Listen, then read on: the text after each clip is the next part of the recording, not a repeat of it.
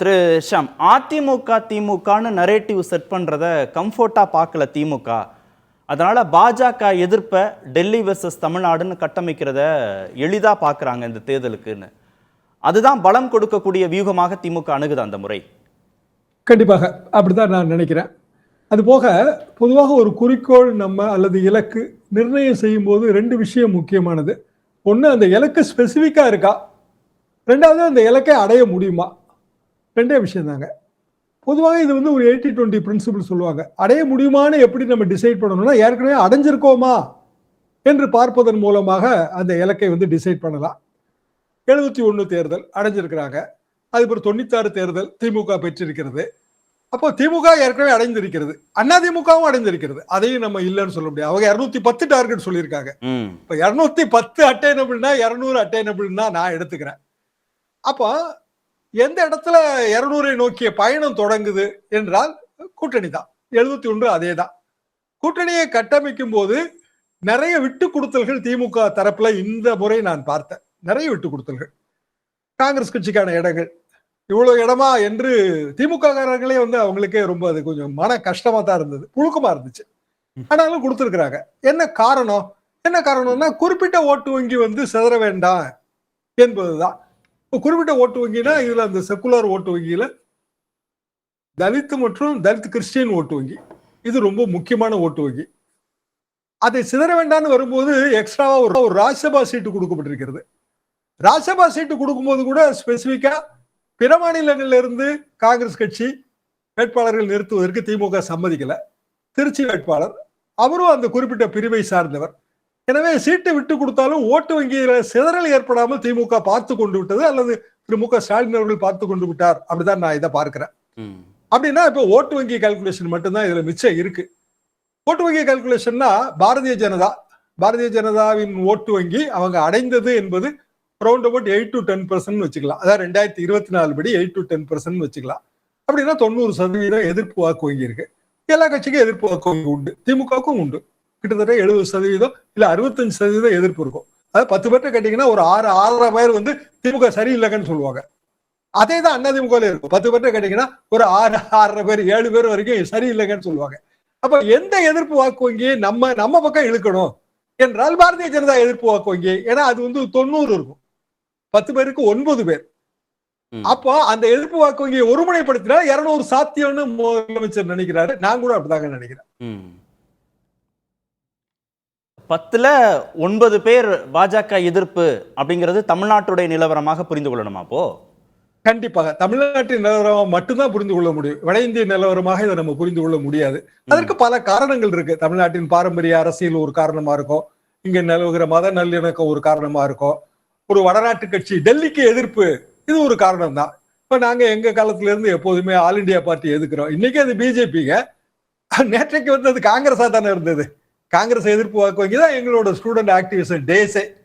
அப்போ இயல்பாகவே வந்து டெல்லிக்கு அடிபடிய மாட்டோம். டெல்லிக்கு வேணா ஏதாவது சீட்டு கொடுக்கலாம். 69 கலைஞர் வந்து இந்திரா காந்தி அம்மாவுக்கு 25 MP ஆதரவு கொடுத்தாரு. 71 வந்து no MP, no MLA seat, only 9 MP.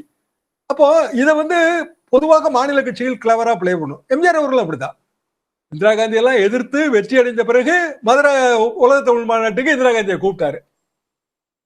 Indira காந்திக்காக ஒரு சீட்டெல்லாம் விட்டு கொடுத்தாங்க. ஆளுங்க இருக்கிற திமுக விட்டு, அண்ணா திமுக விட்டு கொடுத்தது. ஆனாலும் மக்களவை தேர்தலும் மாநிலங்களுக்கான சட்டமன்ற தேர்தலும் ஒன்னா வரும்போது கொஞ்சம் சீட் ஷேரிங் ஈஸி. தனித்தனியாக வரும்போது இந்த குழப்பம் நமக்கு ஏற்படுது. எனவே வந்து டெல்லிக்கான எதிர்ப்பு அந்த ஒரு பேனருக்குள்ள இதை அடக்கினா மட்டும்தான் திமுகவுக்கு லாபம். அது சரியா தான் செஞ்சிருக்காங்க. ஓகே, அதிமுகவுக்கான தனித்த செல்வாக்கும் இதுல குறைய வாய்ப்பு இருக்கா? 2021 பாஜகவோடு தான் கூட்டணியில் இருக்காங்க. 66 தொகுதிகள், கூட்டணியாக 75 தொகுதிகள் பெற்றிருக்கிறாங்க. அந்த எண்ணிக்கையும் பாதியாக இல்ல கணிசமாக குறையும்னு முதல்வர் எதிர்பார்க்கிறாரா இந்த முறை? அந்த இடத்துல திரு ராம்கி அவர்கள் கருத்து தான். எவ்வளவு சீட்டு உண்மையிலே பாஜக கொடுக்க போறாங்க அதிமுக நமக்கு தெரியாது. பலதரப்பட்ட யூகங்கள். எடப்பாடி பழனிசாமி அவர்களே அட்மிட் பண்ணது என்னன்னா, ஏற்கனவே பல கட்சிகள் என்டிஏல இருக்கு, நாங்களும் என்டிஏக்கு வந்திருக்கிறோம், என்டிஏல இருக்கிற கட்சிகளுக்கு அவங்க பிரித்து கொடுப்பார்கள் அப்படின்னு ஒரு பேக்கேஜ் சிஸ்டம் மாதிரி அதை சொன்னாரு. அதுதான் நடக்க போகுதுன்னு அது அதிமுகவுக்கு ஆபத்து. என்ன சிம்பிள் ரீசன் என்னன்னா, இங்க வந்து மாநில கட்சியை பிரித்து கொடுக்கணும்னு தான் மக்கள் வந்து விரும்புவாங்க. அப்ப பிஜேபிக்கு ஒரு ஒட்டுமொத்தமா ஒரு 60 சீட்டு 70 சீட்டு அதை அவங்க மத்த கட்சிகளுக்கு பிரித்து கொடுப்பாங்க. அதிமுக பாமக தனி கூட்டணி, அதுல வந்து சில கட்சிகள் வரலாம், அது தனி அப்படின்னா ராம்கி நினைக்கிறதா நானும் நினைக்கிறேன். அப்படின்னா பிஜேபியோட டாமினேஷன் இருக்கு, நாளைக்கு அவங்க தான் மறைமுகமாக இயக்குவாங்க, இல்ல இன்னைக்கே இயக்குறாங்க, அப்படியான உணர்வு வந்து வாக்காளர்கள் மத்தியில் வரும். வராட்டாலும் திமுக அந்த பிரச்சாரத்தை முன்னெடுத்து செல்லும். அதாவது சரிதான், அதிமுக 170 தொகுதிகளுக்கு மேலே இல்ல 170 தொகுதிகள் அவ்வளவு எண்ணிக்கையில் போட்டியிட்டாலும் இந்த சந்தேகம் வரணுமா? பாஜக தான் இயக்கும்னு சந்தேகம் வரணுமா? கண்டிப்பாக 170 தொகுதி அதிமுக போட்டிட்டு தான் ஆகணும். திமுக உதயசூரியனும் போட்டிட்டு தான் ஆகணும். அதாவது ரெட்டைலை உதயசூரியன் வச்சுங்க, அதிமுக திமுக கூட நம்ம சொல்ல வேண்டாம். சரி, கண்டிப்பாக 170 போட்டி போடுவாங்க. ஆனா மீத இருக்கிற 64 சீட்டு, இப்ப 170 போட்டி போடுறாங்கன்னா அந்த 64 சீட்டை பிரிச்சு கொடுக்க வேண்டியது யாரு? அதிமுகவா அல்லது பிஜேபியா? இங்க வந்து திமுக தானே பிரிச்சு கொடுக்கும். இப்ப காங்கிரஸ் கட்சி 28 கொடுத்தாச்சுக்க, ஒப்பந்தம் போட்டு வந்துட்டாங்க. தேமுதிகவுக்கு ஒரு சீட் ராஜ்யசபா கொடுத்துறாங்க, இன்னும் கொஞ்சம் அசம்பிளி சீட்டு கொடுக்க போறாங்க. எல்லாமே திமுக தானே செய்யுது. அறிவாலயத்தில் நடக்கிற ஏற்பாடு தானே.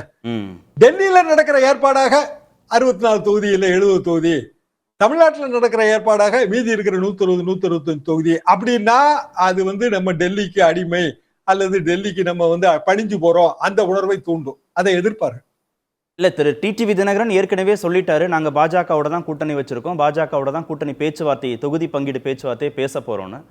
இப்போ என்டிஏவோடு ஏற்கனவே இருந்த கட்சிகள் அதிமுகவோடு பேச போறதில்ல, பாஜகவோடு தானே பேச போறாங்க.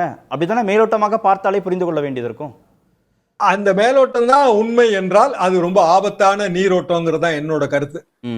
காரணம் என்ன அப்படின்னா, அது அந்த ரீஜனல் பிரைட வந்து ரொம்ப அளவுக்கு குறைக்கும். மாநில பெருமிதம் இருக்குல்ல, இந்த மாநில அரசியல் இது தமிழுக்கான அரசியல், தமிழ் மண்ணுக்கான அரசியல், 120 வருடங்களாக இருக்கிற அரசியல், சமூக நீதிக்கான அரசியல், மத நல்லிணக்கத்துக்கான அரசியல், இந்த பெருமிதத்தை நீங்க குலைச்சீங்கன்னா மிகப்பெரிய ஆபத்து. அது கட்சியவே நாளைக்கு பாதிக்கும். ஒரு கேள்வி மட்டும் கேட்டு நான் திரு சுகுணாட்ட போறேன். பேச்சுக்காக ஒருவேளை 2 தினங்களாக ஒரு செய்தி உலா வந்துட்டு இருக்கிறத பார்த்திருப்பீங்க, திரு விஜய் அதிமுக பாஜக கூட்டணிக்கு வருவதற்கான பேச்சுவார்த்தை நடக்குதுன்னு. ஒருவேளை அது பாஜக வெளியேறி நடந்தாலோ வெளியேறாமல் நடந்தாலோ வெல்வோம் 200 அப்படிங்கிற திமுகவின் இலக்கு அவ்வளவு எளிதா சாத்தியமா?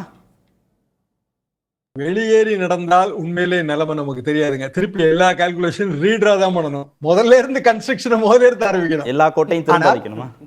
கண்டிப்பா எல்லா முதல்ல இருந்து திருப்பி பரோட கணக்கு ஆரம்பிச்சேதான் ஆகணும். சரி, ஆனால் வெளியேறாமல் நடந்தால் விஜயும் வந்து அமமுக ரூட் எடுக்கிறாருன்னு வைங்க.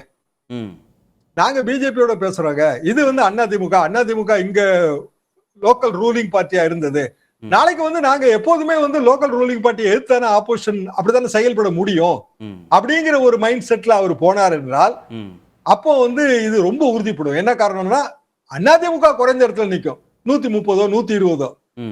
பிஜேபி மீதி இருக்கிற இடங்களை வந்து பகிர்ந்து கொடுக்கும் அமமுக டிவிகே உட்பட மீதி கட்சிகளுக்கு. அது மிக மிக ஆபத்தானது. கண்ணை மூடிக்கொண்டு அப்படியே பாலுங்க குதிப்பதற்கு சமம்.